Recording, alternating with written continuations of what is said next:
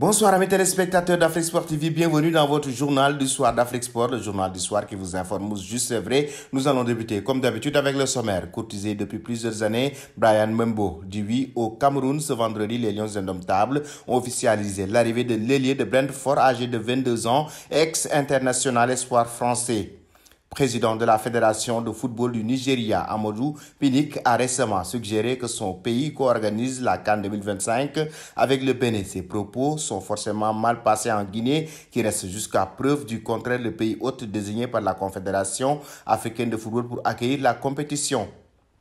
En Angleterre, Cristiano Ronaldo veut quitter Manchester United cet été, mais aucun club européen d'envergure n'a daigné lui ouvrir ses portes.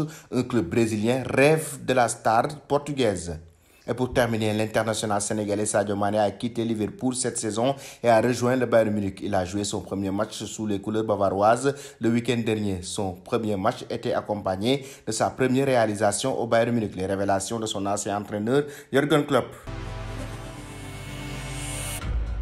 Bienvenue dans cette édition du soir que nous allons débuter avec Bryan Mbeumo qui dit oui enfin aux Lions indomptables du Cameroun. Cette décision résulte de l'aboutissement des échanges nourris avec le président de la Fédération camerounaise de football Samuel Eto'o, a précisé la Fédération camerounaise avec son aura. L'ancien joueur du FC Barcelone réalise donc une jolie prise formée à 3 et parti jeune en Angleterre. Mbeumo sort d'une belle saison avec 8 buts marqués et 7 passes décisives distribuées en 38 matchs, toutes compétitions confondues. L'opportunité de disputer la Coupe du Monde Qatar 2022 a sans doute pesé dans le choix du natif d'Avalon au Qatar. Le Camerounais défiera la Suisse le 24 novembre, la Serbie le 28 novembre et le Brésil le 2 décembre dans le groupe G. Et nous filons en Guinée. La Fédération guinéenne de football a répondu au Nigeria concernant l'organisation de la prochaine Coupe d'Afrique des Nations 2025 qui aura lieu à Conakry. Aujourd'hui, il y a une CAN qui est décidée à un seul pays, la CAN 2025. On a dit que c'est pour la Guinée,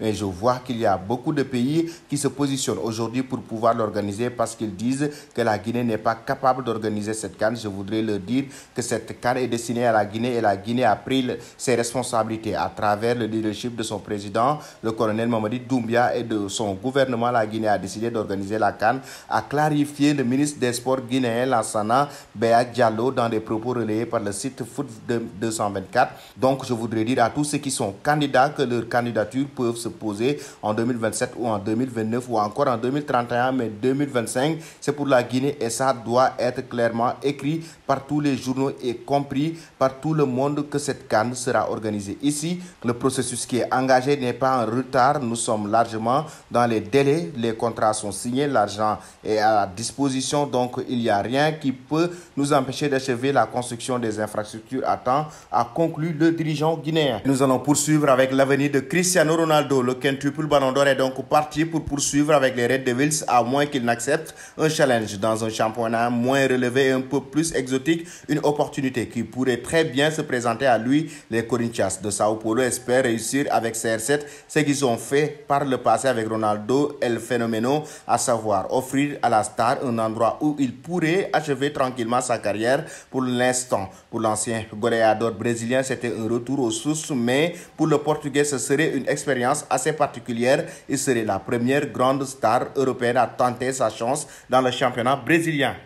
Et nous allons terminer avec la nouvelle star du Bayern Munich, Sadio Mané, irréprochable dans son comportement et un homme hors pair. Son désormais ancien entraîneur, Jürgen Klopp, dit qu'il n'en revenait pas à ses yeux de voir son protégé sous un autre maillot au club bavarois. Le joueur africain de l'année impressionne déjà en participant à la victoire des Bavarois face à Leipzig en Supercoupe où il a été buteur. Avec ce premier trophée, Sadio Mané s'est livré en exclusivité sur Bundesliga. Durant son interview, l'ancien Red a eu l'honneur de suivre Jürgen Klopp en live, son ancien entraîneur. Ce dernier a lâché que l'enfant de Bambali qu'il a eu sous ses ordres aime beaucoup son pays pour lui et cet amour est réciproque et qu'il pourrait même devenir le président de la République du Sénégal s'il le souhaitait. Sadio Mané donne tout au Sénégal. Il a construit des hôpitaux et son pays. Il a permis au Sénégal de remporter sa première Coupe d'Afrique des Nations en allant s'inscrire le penalty décisif. Il a marqué les buts et est devenu le joueur africain de l'année. Il est adoré là-bas. À l'heure actuelle, il pourrait même devenir le président de la République s'il le voulait, a-t-il déclaré. Selon vous, chers amis, Sadio Mané peut-il devenir le président de la République du Sénégal? En même temps, Cristiano Ronaldo doit-il rejoindre un club brésilien? Merci et bonne fin de soirée.